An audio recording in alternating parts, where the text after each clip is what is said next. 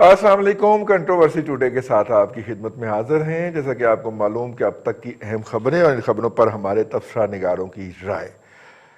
अखबारात में एक खबर छपी है कि फाइनली बहुत जो ट्रम्प और ऑर्केस्ट्रेटेड जिसे कहना चाहिए प्रोजेक्ट है, मतलब ड्रीम प्रोजेक्ट है पीटीआई का, और उन्होंने उसको हर ग्लोबल फोरम के ऊपर गाया है, उसकी ऑडिट रिपोर्ट जो है ऑडिटर जनरल ऑफ पाकिस्तान ने जारी कर दी है। और उसमें तकरीबन 3 बिलियन रुपीस से जायद की मिस अप्रोप्रिएशन कह लें आप उसको, हम करप्शन तो नहीं कह सकते, लेकिन हम जो है उसके लिए कोई और लफ्ज इस्तेमाल कर सकते हैं, वो सामने आई है। हाँ हाँ, बेजाब्तगियाँ सामने आई हैं, भट्टी साहब ने बताया। और इसके अलावा ये भी उसमें कहा गया कि जितने दरख्त क्लेम किए जा रहे हैं वो उतने नहीं हैं।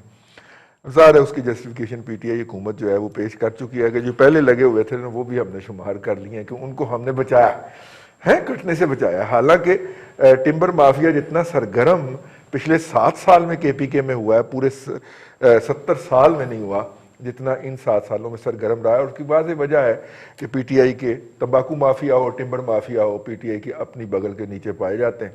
और उसका नतीजा ये ये हमारा आज का पहला मौजू होगा कि ये जो प्रोजेक्ट पूरे ग्लोबल सिनेरियो के ऊपर बेचा गया है, अगर उसमें से ये मिस अप्रोप्रिएशन निकल आई है तो फिर बाकी का क्या होगा। दूसरी बात, नून लीग के अंदर से कुछ आवाजें आना शुरू हो गई हैं चटकने की। कहा जा रहा है कि शहबाज जो हैं, शहबाज शरीफ जो हैं, उनके बारे में मरियम ने कुछ ऐसी गुफ्तगू की है जो नून लीग के अंदर भी एक तशवीश की अलामत है। और उन्होंने अपने इर्द गिर्द जो हैं वो ख़ास तौर पे वो साबका वेव्स जो होते थे, वो मालिक उनकी जो साहबजादी हैं, इस तरह की जो सेल्फी ग्रुप है पीटीआई के अंदर, उनके बेहस्त के ऊपर जो रियल वर्कर्स हैं उनके बारे में कुछ ऐसे अल्फाज इस्तेमाल किए हैं। डिस्कस हो रहा है जी मीडिया के ऊपर। तो एन जलसे के वक्त ये डिस्कशन जो है ये बड़ी मीनिंगफुल है। पीएमएलएन के अंदर वैसे वर्कर की रिस्पेक्ट का कभी रिवाज तो नहीं रहा, और वहाँ पे जो हैं वो विनेबल्स होते हैं। विनेबल्स ने अगर आगे अपने करिंदे रखे होते हैं जिनको वर्कर का नाम दे दिया जाता है, तो उस तरह का तो कोई उन्होंने नहीं पाला हुआ कि कोई वर्कर पार्टी का वर्कर है तो उसके हवाले से बात की जाए। गुज़िश्ता दिनों इनका सोशल मीडिया कन्वेंशन था, और सोशल मीडिया के ऊपर अब हम भी को कम से कम 7-8 घंटे तो सोशल मीडिया से कनेक्टेड रहते हैं जी 24 घंटे में। वो नाम हमने नहीं सुने जी जो मरियम नवाज शरीफ ने स्टेज पे बुला के मुतारफ करवाया कि ये हैं हमारे स्टार। और वो स्टार जो बेचारे उठाए गए, जिन्होंने जेलें भुगती, एफआईए का टॉर्चर बर्दाश्त किया, मुझे ये देख के बड़ा दुख हुआ कि उनका कहीं नाम ही नहीं है, ना नवाज शरीफ की जुबान पे है या मरियम की जुबान पे है। तो ये क्या है, ये दूसरा मौजू होगा हमारा। और आज आपके मेहमानों का आपसे तारुफ करवाते चलें। हमारे साथ मौजूद हैं अब्दुल्ला मलिक साहब। अब्दुल्ला मलिक साहब जो है वो लॉयर हैं, ह्यूमन राइट एक्टिविस्ट हैं, सुप्रीम कोर्ट के सीनियर वकला में आपका शुमार होता है। बहुत शुक्रिया। जो भी ह्यूमन राइट का मसला हो वहां पे आपको अब्दुल्ला मलिक साहब इस्लामाबाद, लाहौर, गुजरांवाला, कराची में मौजूद पाएंगे। आपने पेशावर में भी है, मैं पेशावर का नाम जो है एहतियातन नहीं लिया, मेरे जिम्मे ड्राफ्ट पाए जाएंगे, वहां पे पाए जाएंगे जनाब। पूरा जो भी कोई एहतजाज हो रहा होगा उसमें पूरा जाके हिस्सा डालते हैं। बहुत शुक्रिया सर। उनके साथ तशरीफ रखते हैं जनाब अरसलान रफीक भट्टी साहब, हमदम दरीना, और दिन ब्यूरो के लाहौर के ब्यूरो चीफ। और इस्लामाबाद से हम स्काइप पे हमें ज्वाइन किया आज बहुत अरसे के बाद हमारी पुरजोर फरमाइश पे जनाब सैयद साबर शाह साहब। आप पाकिस्तान के मारूफ सहाफ़ियों में शुमार होते हैं, इन्वेस्टिगेशन जर्नलिज्म के हवाले से। आप इनको रोजनामा जंग के फ्रंट के ऊपर, पेज के ऊपर अक्सर मुलाहिजा करते हैं इनकी तहकीकाती खबरें। और साबर शाह इन्वेस्टिगेशन के नाम से अपना यूट्यूब चैनल भी चलाते हैं। शाह जी बड़े दिन हो गए ना, कोई आपने पोस्ट उसमें नहीं किया, कोई नया वीलॉग पोस्ट नहीं किया, तो हम मुंतजर रहते हैं उसके। थक गए हैं? नहीं शाह जी साल है रहे ठीक है शाह जी, आवाज बहुत कम आ रही है जी। ये बिलियन ट्री सुनामी जो है सैयद साबर शाह साहब, ये इसके हवाले से ऑडिटर जनरल ऑफ पाकिस्तान आईनी अदारा है, उन्होंने रिपोर्ट जारी कर दी है। मिस अप्रोप्रिएशंस पाई गई हैं, कैसे देखते हैं आप इसको? बड़ा सेलेबल प्रोजेक्ट था पीटीआई का, और पीटीआई ने इसको बहुत बेचा है जी तमाम लोकल और फॉरेन फोरम्स के ऊपर। अब मेरा ख्याल है कि सिर्फ ऑडिटर जनरल नहीं, सुप्रीम कोर्ट में भी एक केस का जिक्र हो चुका है। वाकई जितने दरख्तों का क्लेम किया गया है ये ह्यूमनली पॉसिबल नहीं है, और पाकिस्तान जैसे मुल्कों में जहां बहुत सारा काम हमारे सरकारी महकमों ने करना होता है, और सरकारी महकमे जैसे काम करते हैं आप जानते हैं। बाकी ये भी एक ऐसा प्रोजेक्ट होगा जिसमें बहुत ज्यादा करप्शन निकलेगी। टिम्बर माफिया और सिगरेट माफिया की आप बात करते हैं खैबर पख्तूनख्वा के हवाले से, तो टिम्बर माफिया तो सारे मुल्क में है, और फिर जहां तक सिगरेट माफिया का ताल्लुक है तो आप ये पहले देख लें कि इनमें से कौन कौन से लोग पीटीआई के फाइनेंसियर या स्पॉन्सर हैं। क्या इनमें से कोई ऐसे लोग हैं जो खुद सिगरेट का कारोबार करते हैं? लकड़ी के कौन कौन से बड़े ताजर हैं जो पीटीआई में शामिल हैं, और इससे पहले मियां नवाज शरीफ के साथ थे, या उससे पहले आसिफ जरदारी के साथ थे? तो इन लोगों पे हाथ डालना तो भाई साहब बड़ा मुश्किल काम है। यहाँ तो सालों से केस चल रहे हैं नवाज शरीफ साहब के खिलाफ, आसिफ जरदारी साहब के खिलाफ, उनके मुखालिफ उन्हें चोर डाकू भी कहते हैं, रिकवरी कोई नहीं होती, कोई रिकवरी नहीं होती। और आप गौर करें कि चोर डाकू कहने वालों को भी नहीं पकड़ा जाता अगर वो सच्चे हैं। सो रिकवरी का मसला है, जब तक यहाँ लोग यहाँ से भाग भी जाते हैं, जायदादें न जब्त होती हैं ना नीलाम होती हैं, तो मियां नवाज शरीफ की जहां तक बात है ना, जिनको फिक्र ये है कि बरतानिया में कहीं मुहिम तेज ना हो जाए कि गरीब मुल्कों के जो लीडर यहाँ मुबैना तौर पे करोड़ों अरबों डॉलर लेके आए हैं उनसे मनी ट्रेल पूछी जाए। असल मसला ये है, पीछे रह गए जलसे की बात रजी साहब। तो बात ये, मैं तवक्को करता हूँ मरियम नवाज शरीफ से कि हुकूमत को उल्टाएं, किसी लॉन्ग मार्च का ऐलान करें, गिरफ्तारियां दें, लेकिन पहले अपने घर में देख लें कि सारे लोग इनके साथ हैं। अगर ये सारा कुछ नहीं कर पाती तो जितनी तकरीर उन्होंने की हैं, फिर लोग इन्हें मरियम नवाज शरीफ नहीं बाबरा शरीफ कहेंगे, इनके वालिद को फिर नवाज शरीफ नहीं उमर शरीफ कहेंगे।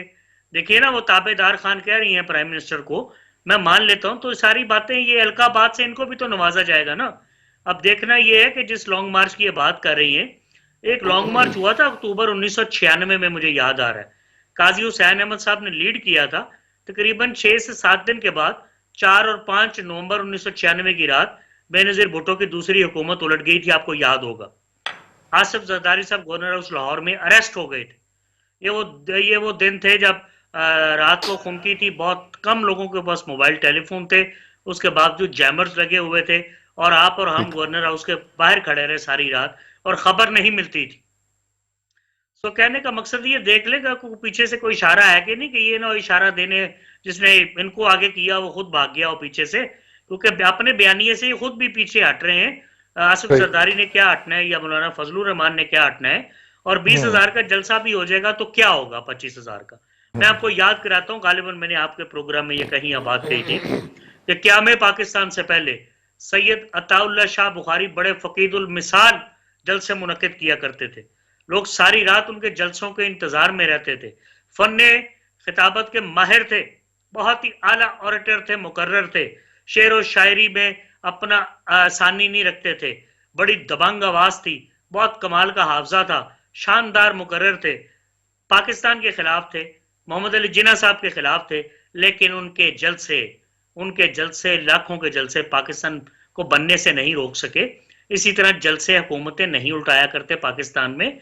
हाँ, मैं फिर कह रहा हूँ, कोई इशारा हो तो लॉन्ग मार्च कामयाब भी हो जाता है। काजी हुसैन अहमद का लॉन्ग मार्च कामयाब हुआ था, और अगर ना होना हो तो इमरान खान और तारिक कादरी का बहुत ही शानदार लॉन्ग मार्च, जिसमें कम से कम एक हफ्ता 1.5 लाख के करीब लोग मौजूद रहे होंगे इस्लामाबाद में, और 126 दिन धरना रहा इमरान खान का। वो भी ऐसे ही लगता था आज हुकूमत गई या कल गई, लेकिन हुकूमत नहीं जाती होती। यहाँ सिर्फ हुकूमतों को जाने का मसला नहीं, और भी 25 चीजें देखनी होती हैं। तो फिर इनका नैरेटिव बड़ा कमजोर है। मियाँ साहब बाहर गए हुए इलाज के बहाने, बाहर कॉफी पी रहे हैं, माँ के जनाजे के साथ कम से कम आ जाना चाहिए था। यहाँ से तहरीक चलाते, उस तहरीक की कुछ बात ही और होती। और फिर पीडीएम बनाई है, तो पीडीएम में ये लोग एक पेज पे नहीं है, और मुझे पीडीएम का शराजा बिखरता नजर आता है। मरियम की बॉडी लैंग्वेज, उनकी फेस रीडिंग, उनकी फ्रस्ट्रेशन, ये मुझे वाज़ेह नजर आ रही है। और अगर मैं इमरान खान का नकाद भी हूं बदतरीन, तो मुझे नहीं लगता इनका जलसा जो है वो कोई खास किरदार अदा कर सकेगा इमरान की हुकूमत को वीक करने में। अलबत्ता इमरान खान को चाहिए कि अपने स्टेटस के मुताबिक बात करें। उनको तो इस जलसे के मुतालिक या किसी जलसे के मुतालिक बात ही नहीं करनी चाहिए। ये कहना ही नहीं चाहिए कि सर्विसेज मुहैया करने वाले को पकड़ा जाएगा। भाई आपको भी तो सर्विसेज मुहैया की थी टेंटों वालों ने, ये डीजे सीजे, ये म्यूजिक वाले, ये वो। आपका स्टेटस नहीं, आप ये बात करें, इनको फ्री हैंड दे दें आप। That is democracy. I mean if you do this तो लोग समझेंगे कि आपके अंदर कोई चोर है या आपकी हुकूमत किसी खतरे में है या आप इनसे कोई खतरा महसूस कर रहे हैं। बिल्कुल ठीक जी। मलिक साहब, मैं दोबारा ऑडिटर जनरल पाकिस्तान के अदारे की तरफ, आईनी अदारा है, वो कोई साबर शाह की इन्वेस्टिगेटिव स्टोरी नहीं है कि आप उसकी अगले दिन एक सफ़े की तरदीद जारी करेंगे और मामला ख़त्म हो जाएगा, ठीक है। या वो कोई एक्सक्लूसिव खबर नहीं है जनाब अरसलान रफीक भट्टी साहब का कि आप कहें कि नहीं ऐसा नहीं हुआ। कोई शहबाज गिल जैसा 63 है ना, 54 है ना, उनमें से कोई एक आगे कहते कि नहीं ऐसा नहीं हुआ, अरसलान साहब झूठ कहते हैं। सर ये आईनी तौर पे एस्टैब्लिश कर दिया गया है, अब आपको इसे पेश होके फेस करना है, इसकी जस्टिफिकेशन देनी है, लॉजिक देनी है, वरना रिकवरी होगी आपसे और आप अगर रिकवरी ना करवा सकेंगे तो आपको जेल जाना पड़ेगा। देखिए रिजर्व, इस बात में तो कोई शक नहीं है कि दुनिया भर के इदारे कह रहे थे कि आने वाले दिनों में दुनिया को जो जिन चैलेंजेस का सामना, उनमें से मालियाती तब्दीलियाँ भी एक हैं। और पिछली जो यूनाइटेड नेशन असम्बली का इजलास हुआ था, वहाँ पर जो सुनामी बिलियन ट्रीज़ का जो मंसूबा था, इसको यकीनन मुख्तलिफ इदारों ने अप्रिशिएट किया था। और जो PTI की हुकूमत है वो इसका एक लैंडमार्क अचीवमेंट तस्वर किया करते थे हर शोबे में। कहा अगर सुनामी बिलियन ट्रीज ये एक गेम चेंजर साबित होगा और पाकिस्तान के माहौल 200 आने में बदलने में। लेकिन यकीनन हमारी जो अपोजिशन पार्टीज़ हैं ये तो अरसा दराज से इस मंसूबे की जो शफाफियत पर क्वेश्चन उठाती रही हैं और हमने टेलीविज़न प्रोग्रामों में भी इन चीज़ों को देखा। लेकिन पाकिस्तान के एक मुस्तनद और आईनी इदारे ने पहली दफ़ा PTI की हुकूमत पर एक रिपोर्ट शाया करके जो उस पर बेज़ाब्ती हैं उनकी तरफ पॉइंट आउट किया है। बद इंतजामी भी कह सकते हैं वैसे आप, बद इंतजामी भी कह सकते हैं। नहीं, बद इंतजामी जाहिर है वो उन्होंने एक सॉफ्ट वर्ड यूज किया, लेकिन यकीनन बेज़ाब्तियों के पीछे एक करप्शन का एलिमेंट जरूर साहब, बेज़ाब्तियां वही होती हैं जहाँ करप्शन इन्वॉल्व होती है। ये तो नहीं हो सकता कि वो उनके क्लैरिकल मिस्टेक हो गई हो, 2 जमा 4 की लिखने के बजाय 3 लिख दिया गो, ये नहीं है। इसमें अच्छी खासी बिलियन ऑफ रुपीज की करप्शन इन्वॉल्व होगी। और फिर वो जो रिपोर्टें प्राइम मिनिस्टर को भेजी गई होंगी उनमें बहुत सारे अदाद शुमार की गलती होगी। और इससे सबसे बढ़कर जो सुप्रीम कोर्ट ऑफ पाकिस्तान ने खुद नोटिस लिया, और उन्होंने न सिर्फ नोटिस लिया बल्कि इस बात का भी उन्होंने खुलकर इजहार किया कि जहां जहां से वह गुजरे वहां पर दरख्त लगाने की बजाय तो हमने तो कटे हुए देखे। इसलिए सुप्रीम कोर्ट ऑफ पाकिस्तान ने हुकूमत पाकिस्तान से चारों सूबाई जो सेक्रेटरीज हैं 1 माह के अंदर रिपोर्ट तलब कर लिया।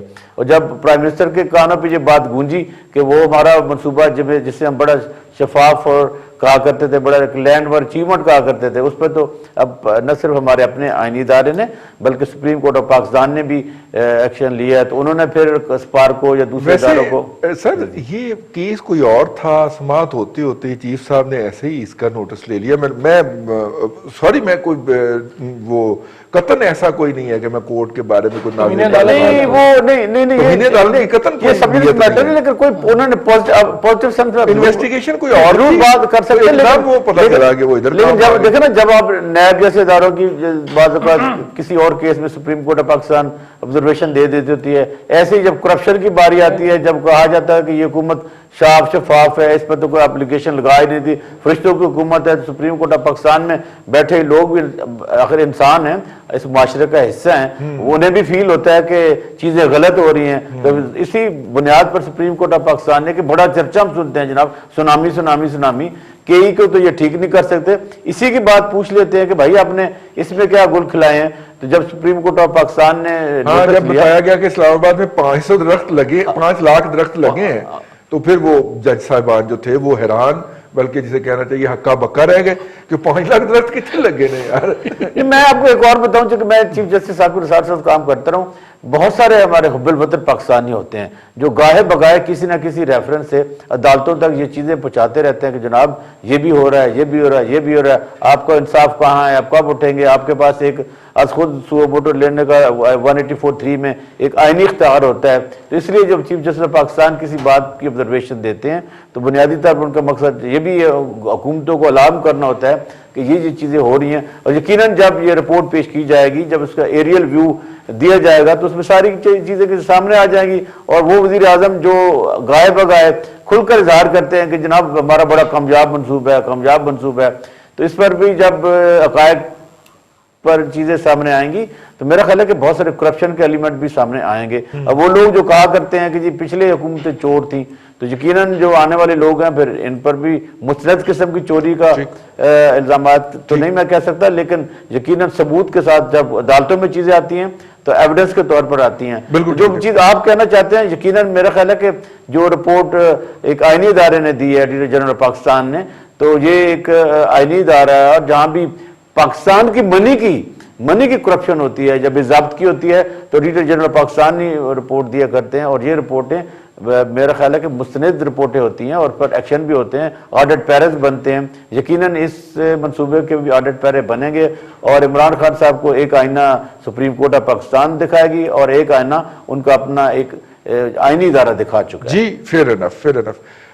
भट्टी साहब, अब ज़ाहिर है पहले तो आप और मैं इल्ज़ाम लगाते थे ना, या अपोजिशन इल्ज़ाम लगाती थी या उनकी मुखालिफ पार्टियां इल्ज़ाम लगाती थी। अब एक आईनी अदारे ने कह दिया कि जनाब इसके अंदर कुछ ना कुछ खराबियां तो हैं, क्या ख्याल है ये सुप्रीम कोर्ट में जो जारी इस वक्त केस है उसको स्ट्रेंथन करेगा या इसने सुप्रीम कोर्ट का काम आसान कर दिया है कि वो कहे कि देखें जनाब, वो एक आईनी अदारा सुप्रीम कोर्ट, वो कहे जी दूसरे आईनी अदारे ने ये देखें आपके बारे में क्या कह दिया है और हुकूमत जो है वो प्रॉब्लम, या फिर इमरान खान साहब कहेंगे नहीं मैंने बिलियन ने मिलियन कहा था। सब देखें इसमें देखिए सुप्रीम कोर्ट हमारा जो इदारा है उसका काम है बेहतरी का, ठीक है ना जी। अगर वो किसी चीज पे जिस तरह मलिक साहब कह रहे थे कि नोटिस लेते हैं सुओ मोटो, बस खुद नोटिस लेते हैं, तो वो बेहतरी के लिए, इस्लाह के लिए लेते हैं कि यार ये काम गड़बड़ है, इसको ठीक करो या इसको सही करो, दुरुस्त करो इसको। अब बिलियन ट्री रही साहब ह्यूमनली पॉसिबल नहीं है। साबिर शाह साहब देखें, हम बैठते रहे, हम इकट्ठे वहां पे न्यूज में हमने काम किया। बिलियन ट्री मुझे आप समझा दें कि किस तरह मुमकिन है एक बिलियन ट्री लगाना, मुझे तो नहीं समझ में आती ये बात। 100 करोड़, ठीक है ना जी, कैसे मुमकिन है? हाँ, बिलियन का ये है कि आप उसमें चीनी में पैसे खा सकते हैं, आटे में खा सकते हैं, अद्वियात में खा सकते हैं, पेट्रोल में खा सकते हैं, दालों में खा सकते हैं, पकाने के तेल में, और वो जो मलेशिया से बिजली बनाने का तेल आता है वो हम खा सकते हैं। मलेशिया से बिजली बनाने का पाम ऑयल आता है, पाम ऑयल से बिजली, मेरे वज़ीर आज़म ने कहा था जी कि वो इसलिए महंगी हुई है बिजली के, पाम ऑयल महंगा हो गया। बीज फेंक देते हैं, ठीक है ना, बीज से भी पौधे होते हैं और वो बिलियन फेंके हों, ये नहीं होंगे तो प्राइम मिनिस्टर का तो कोई कसूर नहीं ना सर। ऐसा बात यह है कि माफिया का जिक्र आपने किया कि माफिया तो देखें जी इस हुकूमत की पैदावार है या नहीं है मैं नहीं जानता, लेकिन इस हुकूमत में वो पनप जरूर रहे हैं बहुत अच्छे तरीके से, हर चीज में माफिया आ रहा है। उसके बाद अगली बात यह है जी कि जो ये बिलियन ट्री सुनामी इन्होंने कहा था ना, इनकी जब ये खत्म हो जाएगी ना जी ये घमंड, उसके बाद जब भी आईनी मुद्दत उनकी 5 साल है, वो जब खत्म होगी तो ये देख लीजिएगा कि इनके सुनामी करप्शन केसेस आएंगे। ये जो पिछले हमने चोर डाकू किए उनके तो हमें पता चल रहे हैं ना जी कि उसने 25 अरब का केस था, फिर वो घटते घटते घटते कहां पे तान टूटी कि जी वो एक साइकिल चोरी का मुकदमा दर्ज हो गया जी उनपे, या बिजली चोरी का मुकदमा दर्ज हो गया जी कि मीटर पीछे कराया, नहीं मीटर लगवाया, चले ऐसे कर लें। फिर यहाँ इन्होंने किसी ने नौकरी दे दी होगी, किसी ने, एक हमारे वज़ीर आज़म साहब को इस बात पे भी किया, पीपल्स पार्टी के यूसुफ रज़ा गिलानी साहब के, वो नौकरियां देते थे, हो गया सारा कुछ मान लिया रही साहब। मसला यह है कि हम पाकिस्तान को क्यों ये साबित करने चले हैं कि पाकिस्तानी बहैसियत कौम झूठ बोलते हैं, हम क्यों ये साबित कर रहे हैं? भाई आप बिलियन है नहीं है, मिलियन नहीं है, आपने 100 दरख्त लगाया को जी ये 100 हमने लगाया था, ये चल पड़ा है, अगला 100 लगाने जा रहे हैं, उससे अगला 100, उससे अगला 100, बारी बारी उसको स्टेप बाय स्टेप कर लें। लेकिन हमने सीधे ही ठोक दिया जी कि बिलियन ट्री हमने लगा दिया 5 साल में। रही साहब ह्यूमनली पॉसिबल नहीं, अपने बीज भी फेंकने हैं ना, सही, तो बीज भी 1 बिलियन 100 करोड़ बीज नहीं फेंका जा सकता। और किधर अगर पहाड़ों पर ही फेंकने हैं हेलीकॉप्टर के जरिए या वो छोटे जहाजों के जरिए, तो रही साहब वो तो फिर भी मैं नहीं मानता कि वो एक 10 अरब जो दरख्त इन्होंने लगा दिया, बिलियन ट्री लगा दिया, 100 करोड़ दरख्त लगा दिया, किधर लगा दिया? सही, उसमें नहीं निकलेंगे। तो इनको थोड़ा सा जरा ये ख्याल कर लें कि दिन को दिन समझ लें, रात को रात समझ लें, और उतना झूठ बोल लें जितना हम कहें कि चलो जी कोई बात नहीं, अभी आ गए हैं, इनकी हमें बात तो सुननी है ना, कम से कम हम सुन तो लें, समझे ना, लेकिन सुन तो लें। और दूसरी आखिरी बात यह रही साहब कि हमें आलमी सतह पर बदनाम ना करें। हम पहले ही बैगिंग बॉल लेकर सारी दुनिया में घूम रहे हैं, या खुदा दे वास्ते कुछ दे दियो, कोरोना च मार चल रहे हैं, खुदा दे वास्ते कुछ दे दियो, पेट्रोल दे दियो, लेकिन कोई नहीं दे रहा। ठीक है, वो दे कोई नहीं रहा हमें, पिछले पैसे ही वापस, पिछले वो उन्होंने मांग लिए हैं, कुछ हमने दे भी दिए हैं, जाहिर है ये हमारे और मसाइल होते हैं, लेकिन हमें भिखारी फकीर मांगने वाला तो बना दिया। खुदारा हमें झूठा कम से कम साबित ना करें, चूंकि हमारा जो थोड़ा सा एतबार बाकी रह गया है उस एतबार को कायम रहने दें। बिल्कुल ठीक है, उस एतबार को कायम रहने दें। बिलियन ट्री सुनामी बहुत ज्यादा सेलिब्रेटेड प्रोजेक्ट है, इसके बारे में कोई भी बात होती थी तो पीटीआई के जो सपोर्टर्स हैं वो कूद के बाहर आया करते थे कि इसका दिफा करने के लिए, लेकिन अभी तक जब तक हम ये प्रोग्राम कर रहे हैं तब तक उसका कोई मुअस्सर दिफा जो है 54 में से एक भी तर्जमान ने अभी तक नहीं किया। देखिए सोशल मीडिया के ऊपर जब हम प्रोग्राम से बाहर निकल के देखेंगे तो क्या होता है। ब्रेक में जा रहे हैं जी, ब्रेक से वापस आएंगे। जो पॉलिटिकली जो इस वक्त सीन बन रहा है उसमें जो अपोजिशन की सबसे बड़ी बिलाशुबा जमात है वो पाकिस्तान मुस्लिम लीग नून है। उसके अंदर जो है वो इख्तलाफात की कहानियां गर्दिश कर रही हैं, ये करवाई जा रही हैं, उसके ऊपर बात करेंगे, लेकिन फिलहाल प्रोग्राम में वक्फा।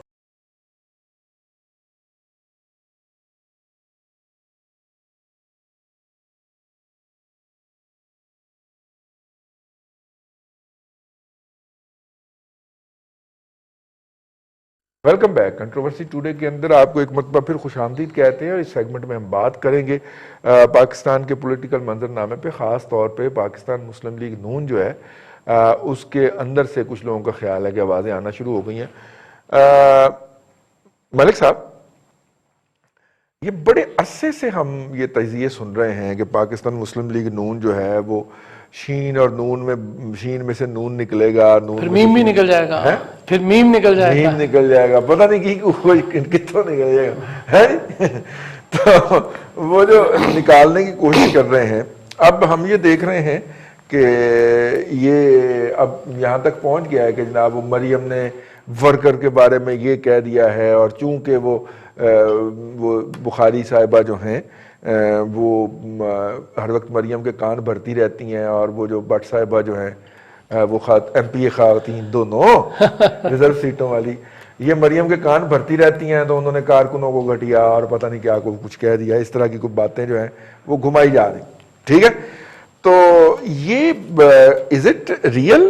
क्योंकि अभी तक तो जितनी भी अफवाहें फैलाई गई हैं इस हवाले से कि पार्टी के अंदर कोई दो अमली पाई जाती है, वो अमली तौर पे तो सामने नहीं आ सकी शायद, मतलब हम जो मर्जी कहें।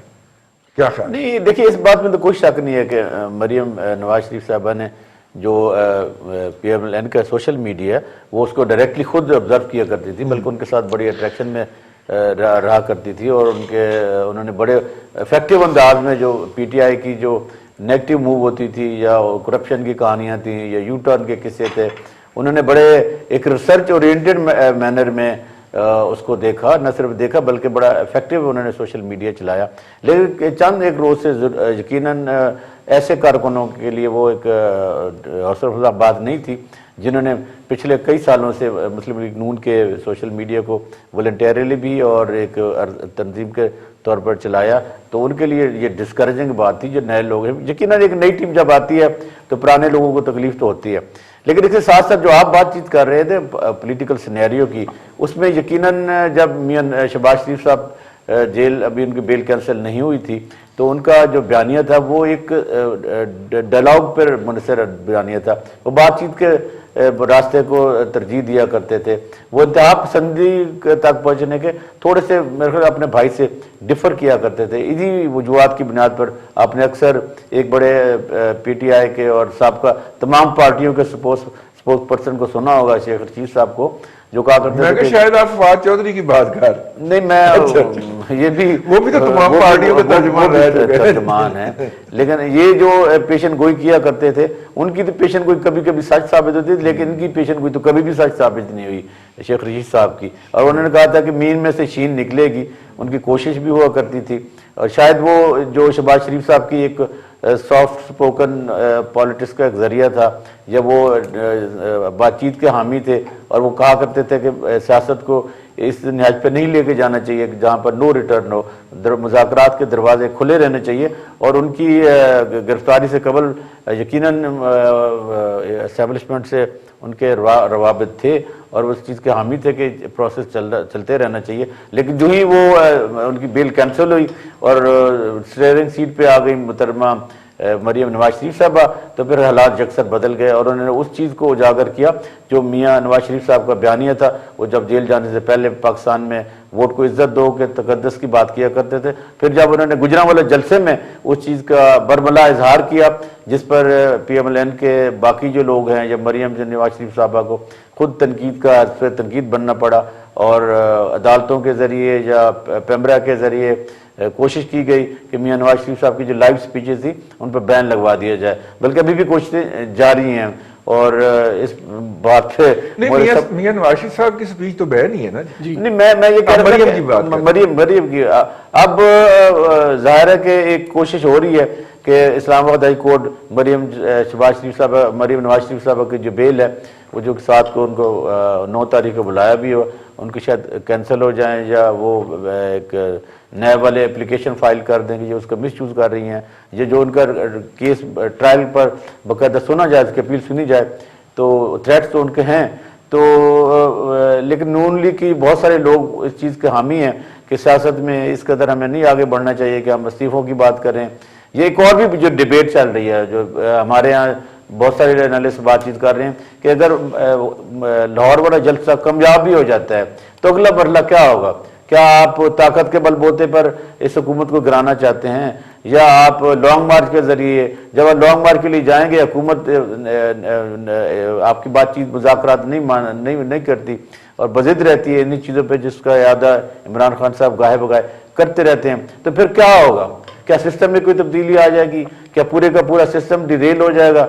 क्या जो हुकूमती वज़रा कहते हैं कि जनाब ये अनौर मांगते हैं, ये कंसेशन मांगते हैं, ये नैब के कवानीन में तब्दीलियाँ लाते हैं, तो क्या हुकूमत फिर राज़ी हो जाएगी, कोई ऐसी कमेटी बन जाएगी? लेकिन अभी तक तो इस किस्म का कोई नज़र नहीं आ रहा। देखिए 2-3 हमारे बड़े सीनियर जर्नलिस्ट हैं जिन्होंने बड़े अच्छे कॉलम लिखे कि कोई तो हो जो इन मामलात को देखे कि पाकिस्तान की मईशत कहाँ जा रही है, पाकिस्तान की अपोजिशन पार्टियाँ क्या डिमांड कर रही हैं, हुकूमत कोई तो बड़ेपन का इजहार करे जो दोनों को ब्रिज करे, मेज पर लाए। लेकिन इस किस्म के जो रजी साहब इकदाम हैं वो हमें होते हुए नजर नहीं आ रहे। हुकूमत की तरफ से तो कोई ऐसी पहल करने की या अपोजिशन को दावत देने की, देखना जब तक इस्लाहात नहीं होती तो अगर आप एजेंडा इसका महंगाई का रख लें, हुकूमत की करप्शन का रख लें, ये चीज़ें अपनी जगह, लेकिन ये कि अगर आप वाकई चाहते हैं कि पाकिस्तान में कोई निज़ाम में तब्दीली आए, वोट का तकद्दस हो, ये जो हम रियासत के अंदर रियासत की बात करते हैं, इस किस्म की चीज़ों पर तो आपको एक बड़ी लंबी एक डिटेल चाहिए तमाम पार्लिमानी पार्टीज को, उसमें एक पार्लियामेंट का अपना रोल है। तो ये चीज़ें जो हम देखना चाह रहे हैं कि आया कोई इस किस्म की बातचीत होने जा रही है कि नहीं, या सिर्फ जलसे जुलूसों तक बात रहेगी? बिल्कुल ठीक है, कोई बात होगी भी या जलसे जुलूसों तक बात रहेगी। शाह साहब की तरफ चलते हैं। शाह साहब, बहुत सारी बातें होती रहती हैं कि क्या अब नून में से शीन निकलेगी या शीन में से मीम निकलेगी या जो भी होगी, पार्टी तो कभी भी नहीं, हमारी किसी भी सियासी पार्टी ने खुद को सियासी पार्टी तो कभी भी नहीं बनने दिया। चंद लोगों का इज्तिमा होता है, कुछ नॉमिनेशंस होती हैं, कुछ खानदानी इनहेरिटेंस होती है और यूं एक ग्रुप इकट्ठा होकर अपने आप को पार्टी का नाम दे लेता है और यही उनका एवोल्यूशन है। 2-3 पार्टियां टूटती हैं, एक नई पार्टी बन जाती है। नैब टूटी, ANP बन गई और बलोच BNP उधर बलूचिस्तान में उसका हिस्सा बन गया। और पीपल्स पार्टी जो है, पीपल्स पार्टी में से बहुत सारी जमातें निकली हैं। PTI भी पीपल्स पार्टी, पंजाब सारी पीपल्स PTI जो है, पंजाब की सारी PTI वो पीपल्स पार्टी है माजी की। इसी तरह मुस्लिम लीग नून भी किसी में से निकाली गई। और ये सारे जो हैं पाकिस्तान के अंदर सियासी पार्टियों का जवाल और इंतशार, ये क्यों है सर?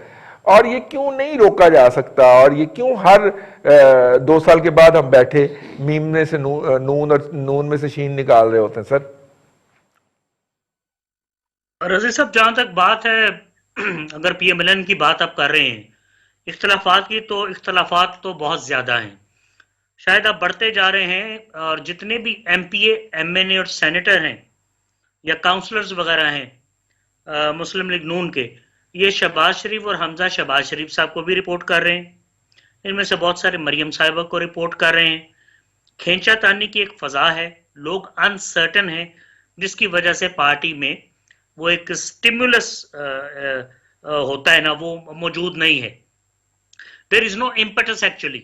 इसीलिए वो रिलाय कर रहे थे पहले खोकर बरादरान पे, वो इस वक्त जेर एताब आ गए हैं। चंदा उन्होंने दिया 50 लाख। जहां तक बात है उस्मा बुखारी की, इनके वालिद आपको पता है जनरल मुशर्रफ के साथ थे, पीसीओ जज भी थे, खुद पीपल्स पार्टी में रही हैं, नवाज शरीफ को रॉ एजेंट भी कहती रही हैं और शहबाज शरीफ को कातिल भी कहती रही हैं। तो अब समझ नहीं आती कि उनके पास और कौन सी गीदड़ सिंगी के उनके करीब हैं। पीछे रह गई बात हिना परवेज भट्ट साहिबा की, बहुत पढ़ी लिखी हैं, हमारे दोस्त जो कि वेव्स इंडस्ट्रीज के मालिक हैं परवेज भट्ट साहब, उनकी साहबजादी हैं, घर पे दावतें कर लेती हैं। जितने भी स्पेशली न्यूज रीडर जो एंकर बने हैं उनको तो जरूर बुलाती हैं। कईयों ने बाल नहीं लगवाए थे 2 साल पहले, वो भी आते हैं, आजकल बड़े एंकर बने हैं। कई खवातीन हैं जिनके मुतल्लिक मशहूर है कि वो आप उनसे गुफ्तगू करें तो आपको सर पे हेलमेट पहनना चाहिए। ऐसी न्यूज रीडर्स भी हैं जो अब एंकर बन चुकी हैं। सो हिना परवेज भट्ट जो हैं ये नवाज शरीफ साहब की छोटी साहबजादी इस्मा की क्लास फेलो हैं, ये जो इसहाक डार साहब की बहू हैं। सो इनका अली डार साहब की जो बहुत मिसेज है। पुराना है, बल्कि परवेज भट्ट साहब के भाई जो कि इधर जेल रोड पे रहते हैं लाहौर कैंट में आगे, फेडरेशन ऑफ पाकिस्तान के वाइस प्रेसिडेंट भी थे। उनके घर तो एक दफा शहबाज शरीफ साहब के गालिबन साहबजादा या साहबजादी की मंगनी भी हुई थी जो बाद में टूट चुकी थी। सो इनके यहाँ तो ताल्लुकात बहुत ज्यादा पुराने हैं। हाँ, कुछ और एमपीएस ने मतलब सानिया आशिक वगैरह ये नजर नहीं आ रही, कहाँ है पता नहीं। इख्तलाफात बहुत ज्यादा हैं और फिर ऐसे मौके पे मुखबरियां बहुत ज्यादा हो रही हैं। कर कौन रहा है ये मैं जानता नहीं हूँ। सो मरियम के लिए ये भी बड़ा मुश्किल है कि वो रिलाई किस पे करें, क्योंकि चीजें बाहर आउट हो रही हैं, हमजा शहबाज और शहबाज शरीफ तक चली जाती हैं चीजें, तो वो ज्यादा नुकसानदेह हैं। शहबाज शरीफ बहुत अच्छे भाई हैं, बहुत अच्छे चाचा हैं, लेकिन बच्चों में ज़ाहिर इख्तलाफात मौजूद हैं। सो इन हालात में वोट आपको पता नवाज शरीफ साहब का है। कल को अगर वो कहें कि मेरे साथ कौन कौन है, तो तकरीबन सभी एमपी, एमएनए और सेनेटर 80% उन्हीं के पास होंगे, उन्हीं के पास वोट है। उसी की वजह से मरियम नवाज शरीफ आज के लीडर बनी हुई है पीएमएलएन की। बहुत ज्यादा टैलेंट है, लेकिन बात यह कि जज्बात का बहुत ज्यादा इजहार करती हैं। और फिर दूसरा, शायद कंटेंट के ऊपर मेहनत कम कर रही हैं। और जिस तरह पाकिस्तान तरीके इंसाफ का जोर है कि दराज जुबान खवातीन और मर्द उनके तर्जुमान हैं, कुछ भांड हैं। मुझे लगता है कि मरियम के इर्द गिर्द भी कोई भांड होंगे जो कह रहे होंगे इमरान खान को ताबेदार खान कहें, इस तरह के नारे जो हैं वो आप अवाम में मशहूर करें। सो इनका जो फोकस है वो कंटेंट की तरफ नहीं, और ये लंबी सियासत इनको खेलनी चाहिए। इनको इनकी कामयाबी बहुत ज्यादा साल 2 साल में हो सकती है, मैं आपको बताऊं, लेकिन ये बहुत ही ज्यादा जल्दी में है मरियम। इन्फ्लेशन बढ़ रही है, अनएम्प्लॉयमेंट बढ़ रही है, कोरोना की दूसरी लहर है, इसमें हेल्थ क्राइसिस भी होंगे अल्लाह ना करे, इसमें अमवात भी हो रही हैं और होंगी अल्लाह ना करे, ये भी लंबी चले। लेकिन इनके पास बहुत ज्यादा मटेरियल होगा, लेकिन मरियम बहुत ज्यादा जल्दी में है और मुझे लगता है कि ये ना इनकी बेल कैंसिल हो जाए। सो कहने का मकसद ये है कि मौलाना फजलुर रहमान आखिरी दम पे कह सकते हैं कि बीबी आपका नैरेटिव एंटी आर्मी है, तो आर्मी के साथ बिगाड़ के कहाँ जाना है।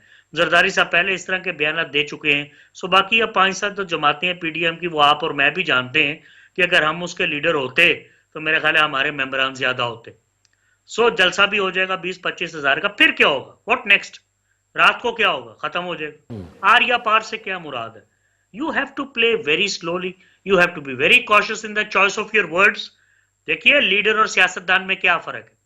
सियासतदान अगले इलेक्शन की सोचता है, ये मंडेला ने कहा था, और लीडर अगली जनरेशन का सोचता है। कोरोना के एसओपीज का भी ख्याल रखना चाहिए। जलसा थोड़ा आगे कर देते तो कोई मुजायका नहीं था। ठीक कह रही है कि हुकूमत खुद जल्द से करती है तो कोरोना नहीं होता। इमरान खान भी खिताब करते रहे हैं, असद उमर भी करते रहे हैं, लेकिन two wrongs do not make a right. इनको अगली जनरेशन का भी सोचना चाहिए, अगर ये करें तो यकीनन लीडर बन सकती हैं, लेकिन आई थिंक ये बहुत ज्यादा जल्दी में है और इसके रीजन आप और मैं हम सब जानते हैं। मेरा नहीं ख्याल कि पीडीएम बहुत अरसा तक चल सके, इसमें दरारें भी आ चुकी हैं, कुछ लोगों को नैब के मुकदमात का सामना भी है। अगर कुछ खोखर बरादरान ने लाहौर की एक साइड पे ज़मीनों पे कब्जे किए हुए हैं, तो कुछ खोखर बरादरान इमरान खान के साथ भी हैं, उनके ऊपर भी कब्जे की शिकायत है। तो शैम अकाउंटेबिलिटी भी नहीं होनी चाहिए, मेरे ख्याल है अकाउंटेबिलिटी मुकम्मल होनी चाहिए। और अभी कुछ और गिरफ्तारियां भी होंगे, मुस्लिम लीग नून की स्पेशली, ये हर हुकूमतें करती हैं, इमरान खान से मुझे तवक्को नहीं थी। अब कुछ चीज़ें बेहतर हुई हैं, लेकिन इस तरह सजा मत दें, इदारों को तबाह मत करें, मीडिया के इदारों को। डंडा आपने इस्तेमाल करके देख लिया, ये लॉन्ग टर्म हल नहीं है। आप ब्रेन वॉशिंग की कोशिश करें, और अगर फाइनेंशियली थोड़ा बहुत कॉम्पनसेट होता तो why not, what is a state, why don't you do it, media is in a crisis. तो मैं ये कहना चाह रहा हूं कि इनके लिए भी बहुत फायदेमंद होगा, हुकूमत के लिए, आर्मी के लिए, उनके नैरेटिव भी बिल्ड होंगे। डंडे से हम नैरेटिव रजी साहब बिल्ड नहीं करवा सकते, हम नैरेटिव को थोप देते हैं किसी के सर के ऊपर, इन्फोर्स करने की कोशिश करते हैं। We tend to hammer the narrative. No, narratives do not develop like that. There are negative repercussions behind all this. So ये भी बात मैं आज आपके प्रोग्राम में करना चाह रहा था। इमरान शुड नो कि डेमोक्रेसी के बहुत ज्यादा फवायद भी होते हैं और कुछ नुकसान ये होते हैं कि आपके खिलाफ बहुत ज्यादा बातें सड़कों पे होती हैं। You should be prepared for it. Let Maryam speak, पीछे करें अपनी पुलिस को आप, let her have a free hand, total free hand. और अगर अकाउंटेबिलिटी करनी है तो अपने लोगों को भी करें, जैसे मैंने कहा, इसको भी करें, लोग आपके साथ होंगे। आप सरकारी जमीनों से कब्जे वापस दिला रहे हैं, I am very happy, every Pakistani should be happy with it. लेकिन देखिए, अगर आपको बाकी बदमाशों के नाम नहीं पता तो किसी टाइम मेरे से ले लीजिए, मैं आपको बताऊंगा पिंडी में और कौन है, लाहौर में और कौन है। इस तरह सिर्फ उनको टारगेट मत करें जिनका ताल्लुक वाज़ेह तौर पर PMLN के साथ है। जी रजी साहब। बिल्कुल ठीक। शादी दोबारा मैं थोड़ा सा आपकी तरफ आऊंगा, लेकिन भट्टी साहब को शरीक गुफ्तगू कर लूं।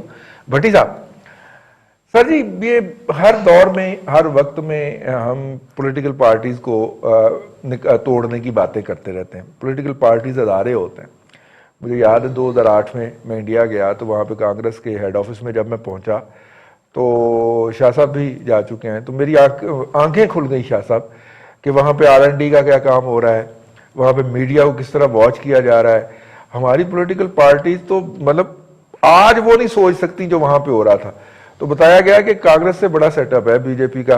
और फिर वहां पे भी देखिए ना, सरकार जो है वो मुफ्त जमीन देती है पार्टी को अपना हेड ऑफिस बनाने के लिए कैपिटल के अंदर, और पार्टी फेडरल गवर्नमेंट नर्चर करती है उनको, ग्रूम करती है कि ये पार्टी जो है ये इंस्टीट्यूशन की शक्ल में आए, ये पॉलिटिकल इनपुट दे पॉलिसी मेकिंग के अंदर, इसके एमपीज जो हैं वो देने के काबिल हों।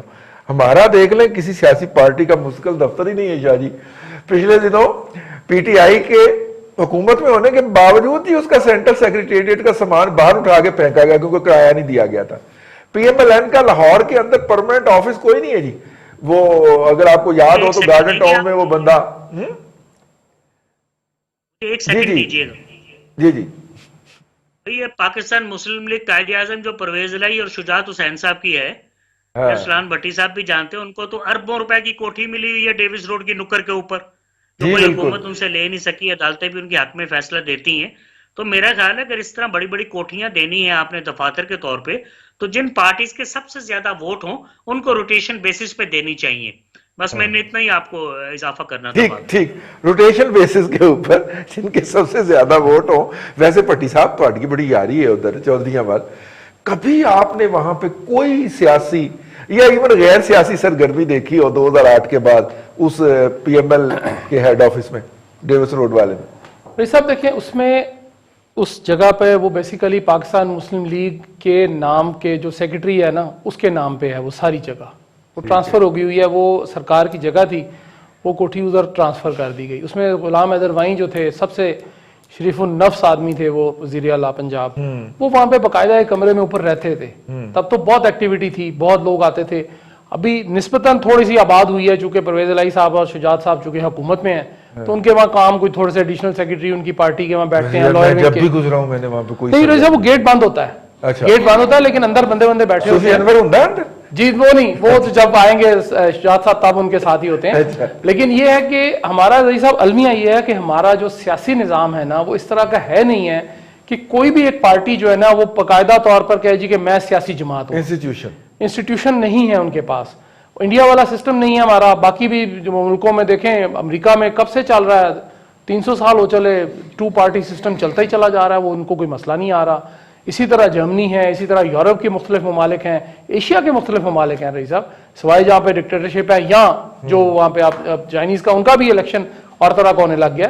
लेकिन मामला ये है रही साहब कि आप बात करना क्या चाहते हैं पॉलिटिकल पार्टी से। जब एक देखते हैं कि पॉलिटिकल पार्टी बन रही है, मुझे अच्छी तरह याद है कि कोई भी पार्टी जब बरसर इक़्तिदार आती है उससे हलफ लेने के फौरन बाद जो खिताबात होते हैं कौमी असम्बली में वो होते हैं जी कि ये धांधली हो गई है, ये पार्टी फारेग है, ये चोर हैं सारे, ये डाकू हैं, इनको उतार देना चाहिए। उसी तरह अपोजिशन के ऊपर बात यह जी, जब वो अपोजिशन में है, हुकूमत में जब अपोजिशन होती है वो सबसे पारसा होती है, और जब वही अपोजिशन में और चेंज ओवर होता है सोच, तो वो सबसे चोर डाकू हो जाते हैं। अब नून लीग का एक अलमिया ये है कि नून लीग भी पाकिस्तान मुस्लिम लीग से ही निकली है। उसमें देखें सारे लोग जो हैं, उसमें पीटीआई के लोग भी थे, उसमें पीपल्स पार्टी के लोग भी थे, उसमें सारे लोग थे। एक बड़ी जमात बनाई उन्होंने, मियां नवाज शरीफ ने और कुछ और लोगों ने मिलकर, लेकिन इसका भी अलमिया वही निकला कि ये एज इंस्टीट्यूशन या इदारा नहीं बन सका। उसमें लोग आते जाते रहे। जूं ही देखते हैं, खास तौर पे मुझे जिक्र करूंगा जी साउथ पंजाब का, जहां पे जो हुकूमत जिधर का पानी चल रहा होता है वो सारे के सारे वहां पे उड़ के परिंदे पहुंच जाते हैं उस घोंसले में। ये खत्म होना चाहिए। ये इन्होंने इस्लाहात करनी है, मैंने नहीं करनी है। आप कौमी असम्बली में जाएं, पार्लियामेंट में जाएं, वहां इस्लाहात करें कि जी ये बंदा जो है ये बार बार इधर उधर शिफ्ट करता है पार्टीज, ये नहीं होना चाहिए, ये गलत बात है। और रही बात जो आपने इख्तलाफात की, शुरू में आपने बात की कि जी पाकिस्तान मुस्लिम लीग नवाज के उसके अंदर, देखिए रही साहब पहले दिन से सुन रहे हैं जी कि फॉरवर्ड ब्लॉक है कहीं, वो आज तक सामने नहीं आया। देखिए रही साहब, जब एक घर में 2 भाई रहते हैं ना, 2 उनकी बीवियां हैं अलग अलग, उनके आगे से बच्चे हैं, इख्तलाफात होते हैं। ये जो जब मियाँ शरीफ साहब हयात थे, अल्लाह उनकी बख्शिश फरमाए, उन्होंने बड़ा अपनी फैमिली को जॉइंट फैमिली सिस्टम में रखा हुआ था, सारे भाइयों को, उनके बच्चों को आपस में रिश्तेदारियां कर करके सारों को इकट्ठा रखा हुआ था। इख्तलाफात तब भी थे, इख्तलाफात आज भी हैं। जाहिर है हमजा शहबाज की, किसकी मुझे बताइए, हमजा शहबाज की का ख्वाहिश नहीं होगी कि वो वज़ीर आला पंजाब बने, या इनकेस ऊपर जाए MNA बने तो कोई अच्छी मिनिस्ट्री ले लें, या कभी मौका मिल जाए तो वज़ीर आज़म पाकिस्तान बने, ये सबकी ख्वाहिश होती है। लेकिन उसमें देखना ये होता है कि कौन सा बंदा, कौन सी जमात जो है वो उस वक्त के लिए बिल्कुल दुरुस्त सिमत जा रही है। और अब जब शीन मीम इस तरह की बातें हम करते हैं जी कि वो निकलेगी, फलाना निकल आएगा, रही साहब अभी तक पाकिस्तान मुस्लिम लीग नून में से कोई शीन भी नहीं निकला, कोई मीम भी नहीं निकला, वो अभी तक नून ही नून है सिर्फ, और वो नून ही रहेगी। मैं अब एक बात बताने लगा हूं, बताने वाली, वैसे वो मुझे मना किया गया था, लेकिन मैं बता देता हूं ताकि इसको, ये सारा आपको टॉपिक आपका जो है ना न्यूट्रलाइज हो जाए। मैं आपको बता रहा हूं, मियाँ शहबाज शरीफ से जब आखिरी दिन थे पिछली हुकूमत के, तो हम एक दिन उनके साथ रहीम यार खान चले गए जी प्लेन पे। वापसी पे गपशप, बड़े लाइटर मोड में गपशप हो रही, तो मुझे उन्होंने कहा कि जी मैं वजीर आला पंजाब हूं, लेकिन मैं सिर्फ कारकुन और वोटर हूं मुस्लिम लीग नून का। आज भी पार्टी मियाँ नवाज शरीफ की है, वोट उनके नाम पे मैंने लेना है, मैं उनके ब्याह पे यहाँ पे पंजाब में हुकूमत करता हूं, वरना मैं कुछ भी नहीं हूं इसके ऊपर। अब जो बंदा इस शख्स इस हद तक जाए कि वो करे, और उसके बाद ये बात भी है कि ताबेदारी में जो तो लफ्ज अभी नेगेटिव हो गया, लेकिन उनकी रिस्पेक्ट में और ताबेदारी में मैंने देखा जी कि वो अपने बड़े भाई साहब की, मियाँ नवाज शरीफ की इतनी कदर करते हैं कि उनकी वालिदा, एक दफा हम मिले सारे इकट्ठे बीट रिपोर्टर्स उनकी वालिदा से, तो उन्होंने कहा कि ये जो मेरा बच्चा है ना, ये पहले बहुत खिलंड रहा था, लेकिन शहबाज शरीफ साहब पहले बात ही नहीं सुनता था। जिस तरह होता है ना खिलंडरे बच्चे के, गाड़ी निकाली, एक पहिए पे मोटरसाइकिल चलाने शुरू कर दी, कभी इधर निकल गए, लाल रंग दी शराट पे लेके जी वो कहते बड़ा खिलंडरा था। लेकिन उसने कहा कि जब मियाँ शरीफ साहब की डेथ हुई है ना, उसके बाद से ये अपने बड़े भाई मियाँ नवाज शरीफ की अपने वालिद से भी ज्यादा इज्जत करता है, बात ही नहीं सुनता किसी बंदे की उनके बारे में। वो कहता नहीं बस जो उन्होंने क्या दिया, पंजाबी च लिफ्ता भी थे, कहते हैं जो भी थे, तेज आदमी थे। जब ये आपके लाहौर चैम्बर के सदर भी रहे हुए हैं, और तब भी वहां पे ये लतीफे सुनाते होते थे, वहां पे अपने दफ्तर में लोगों को बिठा के लतीफे सुनाते थे। लेकिन रही साहब बात यह है कि इख्तलाफात हर सियासी जमात में उसका ये हिस्सा होते हैं। मुस्लिम लीग नून में है, दबी चिंगारियां हैं, आग नहीं पकड़ी, धुआं जरूर होता है, लेकिन जरूरी नहीं है कि उस पर चिंगारी निकलेगी और धुआं होता है, धुआं उठता है। बहुत शुक्रिया शाह साहब, भट्टी साहब और मलिक साहब, आज के प्रोग्राम से इतना ही। कल फिर आपसे मुलाकात होगी नए मेहमानों, मौजूआत और तबसरों के साथ। अपना ख्याल रखिएगा। अल्लाह हाफिज।